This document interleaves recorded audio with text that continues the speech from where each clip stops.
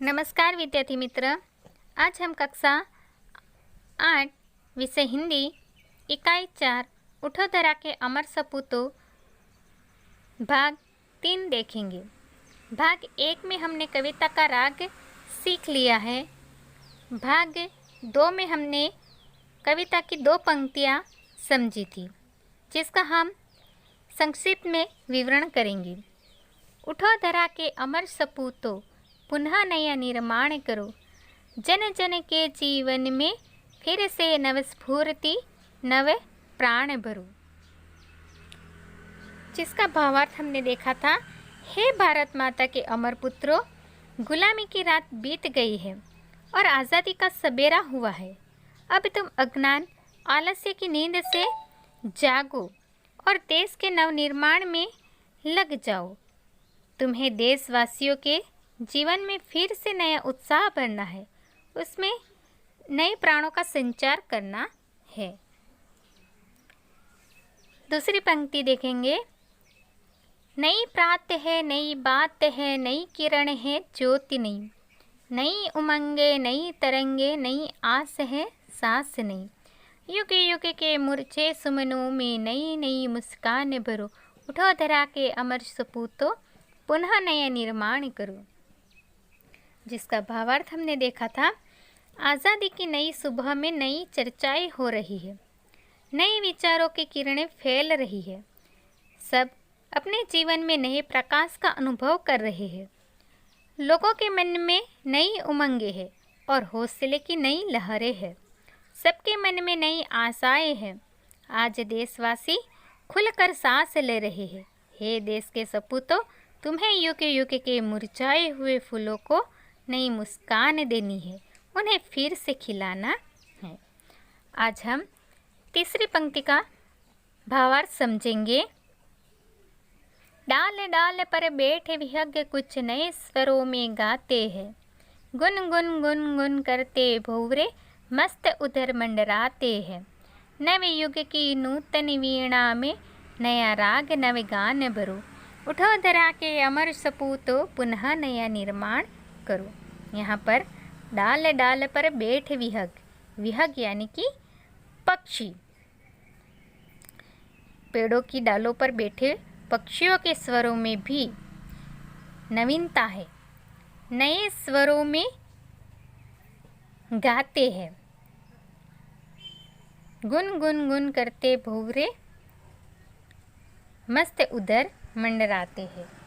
नवयुग यानी कि नया जमाना, नूतन यानी कि नई, वीणा यानी कि सितार जैसा वाद्य यंत्र जो सरस्वती देवी के हाथों में होता है। राग यानी कि गाने का ढंग। यहाँ पर पूरी पंक्ति का भावार्थ देखेंगे कि आज़ादी की इस सुबह में प्रकृति भी आनंदित है। पेड़ों की डालों पर बैठे पक्षियों के स्वरों में भी नवीनता है। वे भी जैसे खुशी के कोई गीत गा रहे हो। बागों में भंवरे गुंजार करते हुए मस्ती में मंडरा रहे हैं। हे देश के सपूतों, स्वतंत्रता के बाद देश में नया युग आया है। इस नए युग की वीणा में तुम्हें नए राग और नए गाने भरने हैं। चौथी पंक्ति देखेंगे। कली कली खिल रही इधर वह फूल फूल मुस्काया है, धरती माँ की आज हो रही सुनहरी नई सुनहरी काया है। यहाँ पर कली कली खिल रही यानी कि हर फूल खिल रहा है, बागों में फूल खिल रहा है। वह फूल फूल मुस्काया है, प्रत्येक फूल जैसे मुस्कुरा रहा हो ऐसा लग रहा है। धरती माँ की आज हो रही सुनहरी काया है। यहाँ पर सुनहरी यानी कि सोने जैसी चमकेली, काया यानी कि देह शरीर। नूतन मंगलमय ध्वनियों से गुंजित जग उद्यान करो। मंगलमय यानी कि शुभ, मांगलिक, गुंजित यानी कि गुंजार, गुंजार से युक्त, जग उद्यान यानी कि संसार रूपी बगीचा। यहाँ पर विद्या भारत माँ का शरीर आज सुनहरा हो रहा है।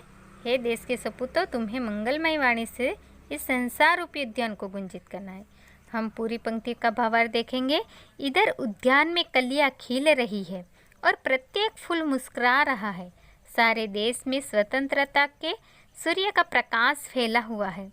ऐसा लगता है जैसे भारत माता का शरीर आज सुनहरा हो रहा है। हे देश के सपूतों, तुम्हें अपनी मंगलमय वाणी से इस संसार रूपी उद्यान को गुंजित करना है। पांचवी पंक्ति देखेंगे। सरस्वती का पावन मंदिर शुभ संपत्ति तुम्हारी है। तुम में से हर बालक इसका रक्षक और पुजारी है। सत सत दीपक जला ज्ञान के नवयुग का आह्वान करो। उठो धरा के अमर सपूतों, पुनः नया निर्माण करो। यहाँ पर पावन यानी कि पवित्र, सरस्वती का पावन मंदिर यानी कि पवित्र मंदिर, सरस्वती माता का मंदिर। कवि कहते हैं कि सरस्वती का मंदिर पवित्र है। शुभ संपत्ति तुम्हारी, तुमसे हर बालक है कि यह सारी संपत्ति तुम्हारी है और तुमसे जो प्रत्येक बालक है इस विद्या का मंदिर और रक्षक और पुजारी है। इसीलिए कवि कहते हैं कि सत सत दीपक जला ज्ञान का। सत यानी कि 100 दीपक, यहाँ पर इस विद्या मंदिर में 100 दीपक जलते हैं। आह्वान, नवयुग का आह्वान करो। आह्वान यानी कि पुकारना, बुलाना। नए युग का आह्वान करना है। तुम्हें सभी प्रकार का ज्ञान पाकर देश का भविष्य उज्जवल बनाना है। पूरी पंक्ति का भावार्थ देखेंगे। कवि देश के बालकों से कहते हैं कि हमारा देश सरस्वती का पावन मंदिर है। यहाँ की कल्याणकारी सारी विद्याएं ही तुम्हारी संपत्ति है। तुमसे प्रत्येक बालक इस विद्या मंदिर का रक्षक और पुजारी है। तुम्हें यहाँ ज्ञान के सैकड़ों दीपक जलाने हैं और नए युग का आह्वान करना है। तुम्हें सभी प्रकार का ज्ञान पाकर देश का भविष्य उज्जवल बनाना है।